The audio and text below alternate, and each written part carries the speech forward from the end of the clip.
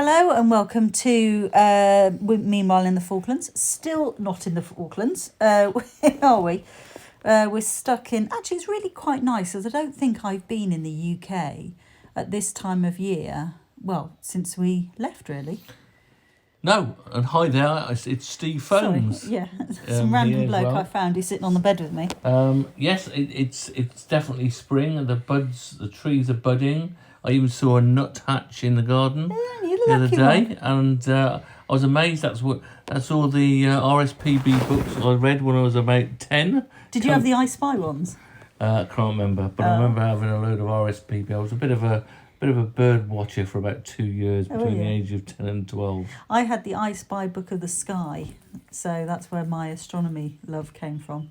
It's from that, and you had to tick them off when you saw them. Yeah, but we're very much looking forward to. Actually, I think this is so old. How old are we? We're really looking forward to seeing the horse chestnuts in flower. Oh yes, well there's a beautiful. stunning, wasn't there, where we used to live many moons ago in Wiltshire. There's a lovely little place called Beanacre, and it's between Melksham and Chippenham. And you drive through it when the horse chestnuts were in flower, and they had pink and white ones, and it was just there was a whole parade of them. A parade of trees. I don't know if that's the correct collective but noun, it was just stunning. It's one of those natural things that just took your breath away for a moment. Yeah, so we're looking forward to that. The reason being, obviously, in the Falkland Islands, there are not very many trees at all. There's a tree called the macrocarpa, which is around Government House. If you Google Government House, Falkland Islands, you'll see some trees around there. Those are the macrocarpa. We've got a couple of trees in our back garden, but as usual, the Falkland Islands trees look like they've just been blown from one direction for the whole of their life. We've actually got a couple of Scots pines in our garden. Have we? Yeah, we have, which I was amazed at. Okay. Yeah. So yes, not many trees in the Falklands because it's as windy as heck, but it's fine. So it's quite nice for us to have a look and be sitting here and seeing all these beautiful trees. I remember I went to Weddell Island years ago, and I was taking some footage around the settlement, and I could hear this noise, which I could think I've heard that noise before, but I can't remember where I heard it. And it was wood on wood, because they have got this little copse of trees, and in the wind the wood was creaking. Yeah, and it was a really odd feeling to sort of hear that noise that I'd not heard in years. Well, it's interesting though, because I see Gary Clement actually is showing off the apples that he's grown in his garden, which just proves if you can get the wind to block the wind out, you can grow literally anything. Well, let's just talk about the legendary Clara, who is in her 90s. I think she might be in her mid-90s now. And she grows the most amazing cherries in the Falklands, massive cherries. And I interviewed her once at a horticultural show and said, how did you do this? And she said, well, the wind was blowing all the blossom off, so her husband had put this sheet of corrugated plastic up against the where the tree was to shade it. And now she gets these amazing cherries. Yeah, you block legendary that woman. Block that wind out. But it's also the season for tea berries at the moment. Oh, I know, and we're missing it. We're missing it, Steve. I know. They taste like candy floss. Absolutely gorgeous. So these tea berries, which we Googled earlier, well, Connie Googled it for us, because we weren't sure whether tea berries were... what's the word? Indigenous. Yeah, to the Falkland Islands or not. Apparently, there are some kind of tea berry type things that are on the east coast of North America, but these in the Falkland Islands are they're quite sweet. Like you say, they taste like candy floss. Well, they look a bit like candy floss, don't they? It's like pink and white. Used in cooking in tea-berry buns. Yes. Which are, for the listeners' point of view, they're nothing like hot cross buns. Topical. Yes, very hot cross buns. Happy Easter, everybody, by the way. Yeah. No, they're not hot cross buns. They are they're more like little cupcakes with tea-berries in. Yes. But they're called tea-berry buns. Yeah, but we should be calling them tea-berry buns. We do call them tea-berry buns. No, but I mean, like, in the Falkland Islands, if you bake a tray of cupcakes, they call them a tray of buns. So, Yes. because we're card-carrying Falkland Islanders, We should call it buns. we should be starting to call them buns. But I have to say, I wish I'd said hot cross buns like I just said hot cross buns. Oh my goodness, Back yes. in 2011 when I had to stand in and present, because after 53 takes, it was getting rather It was. We still have it on. We still have it somewhere, listener. 2011, we did that.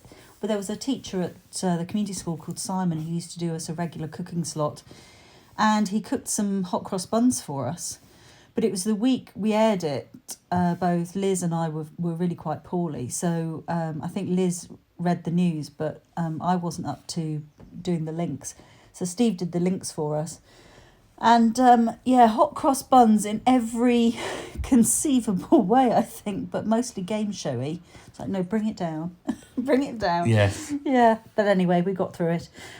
So what's been happening this week? Well, you cannot fail to have seen the supermoon this week, earlier on in this week. It's the closest that the moon will be to the Earth for the whole of 2020, and it just so happened to correspond with a full moon, so it made it look absolutely massive.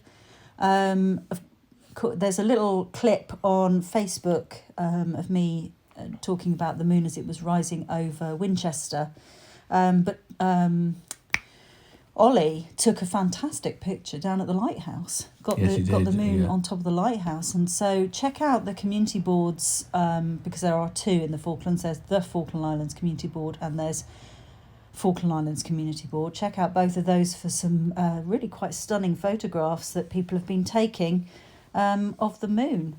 And when you did your piece, it was actually a blood moon, wasn't it? Well, I don't know. I think that the moon at this time of year is called a pink moon, but I think that might have been. I'm going to have to look into that, but it was very red, and I think that was pollution rather than. Oh, okay. I think that was light pollution rather than anything else, because there's no penumbral eclipse or anything like that at the moment. Oh well, you've got to be careful as penumbral eclipse. Hey, that's the I Spy book of astronomy. That was. So so Connie and I have been videoing a few bits and pieces. We did a makeup tutorial filmed the other week, and we've also filmed cooking some tomato soup. So I'll try and get those both edited on my phone, because that's all I've got with me at the moment. So we can put those out. But I'd have to say, Mojo, mobile journalism. Oh my goodness, it's the future. It's the future of journalism. It's incredible what you can do on your phone these days. And do you know what? Over the years, I have encountered some people who think they know what they're doing. And actually, it's amazing. You don't need flash, expensive equipment to get on and do stuff. You can just get on and do it.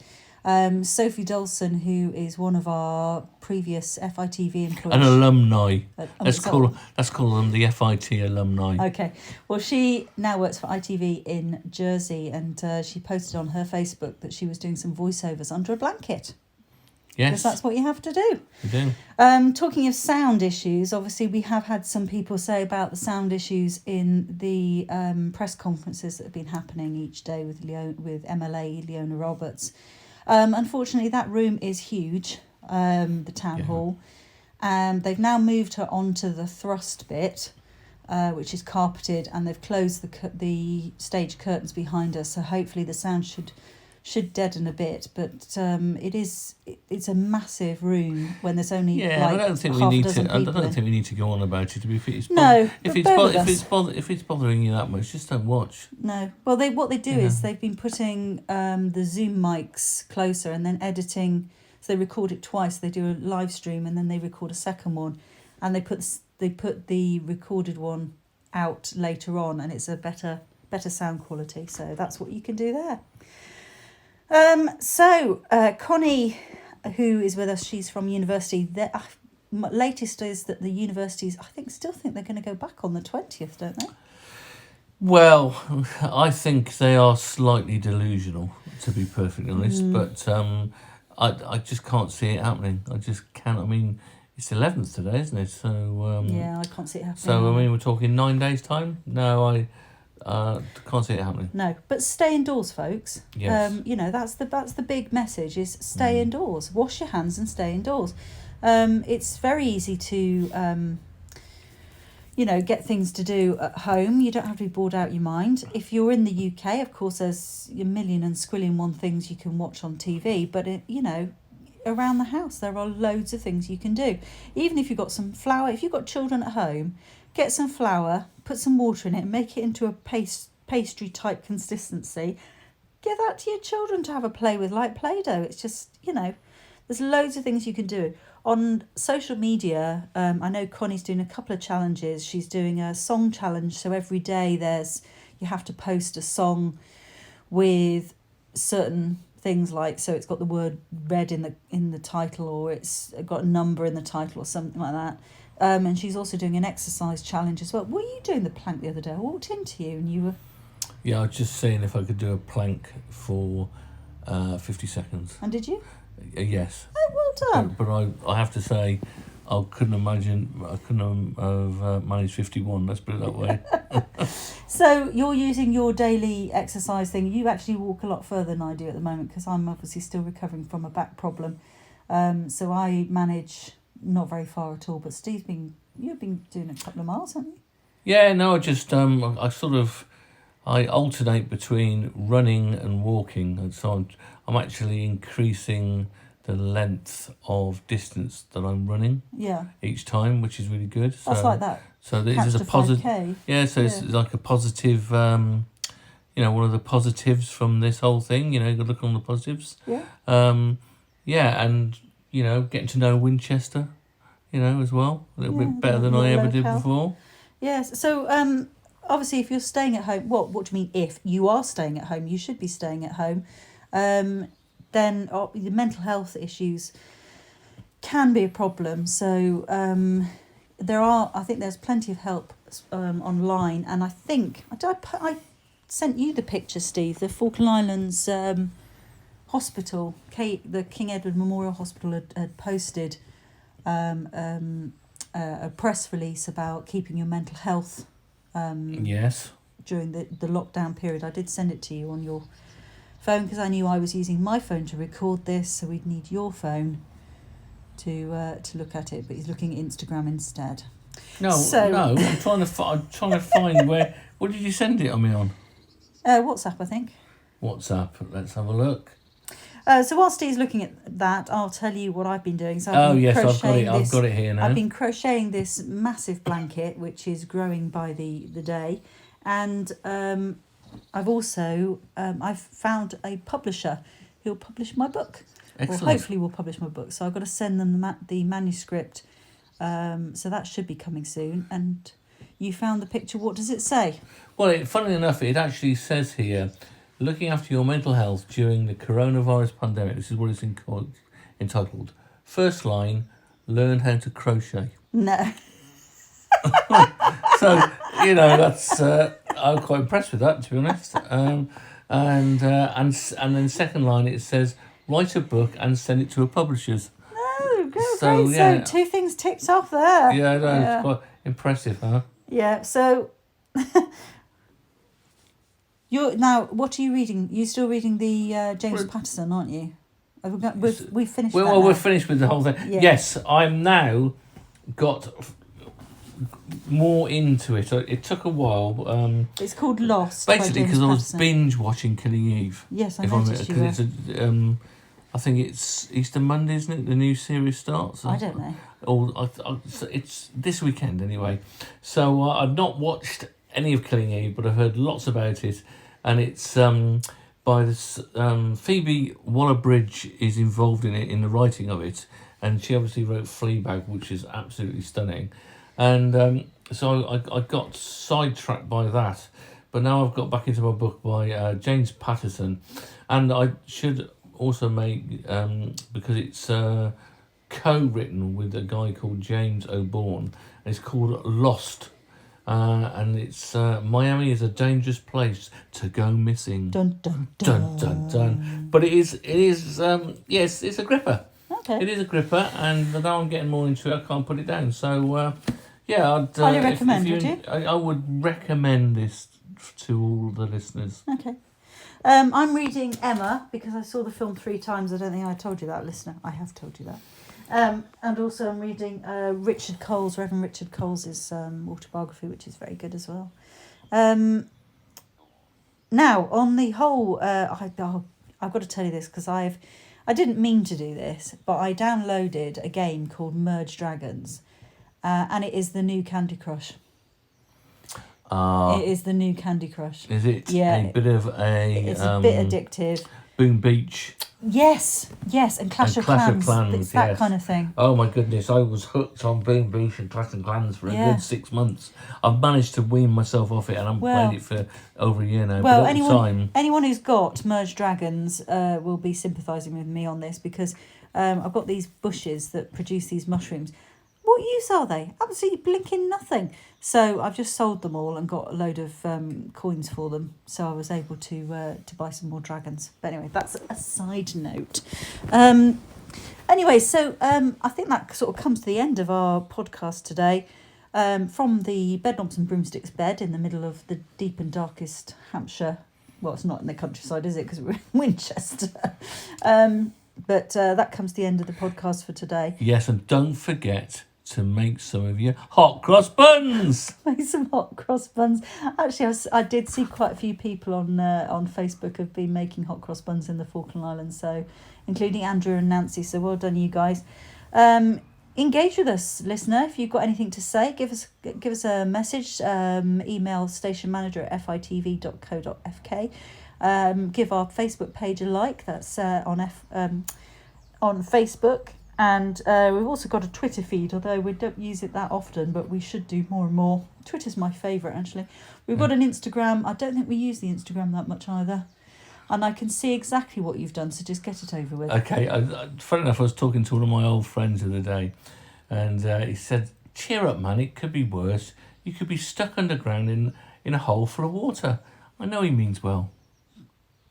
There we go. So that's the sort of thing you get off Instagram. That's why I don't go on it very often. Give us a plug. I'm sure Connie wouldn't mind plugging her Instagram feed, which is ConnieRose.hairmakeup or something like that. And have a look. If you want some reading material, have a look at fromapew.wordpress.com, which is my blog written as a it's actually just an ongoing story, really, so you need to go back to the very beginning to read from there, but it's about a fictional church and all the goings-ons there. Anyway, so join us next week. I think you want to get one more in, don't you? No, not at all. No, are you sure? No, you sure? Keep them waiting. You don't want to squeeze another dad joke No, they out? want to come back for more. You know, you can have too much of a good thing, to be honest. Okay, I so agree. Tune in next week, guys. Have a great Easter, and we'll speak to you next week. Bye for now.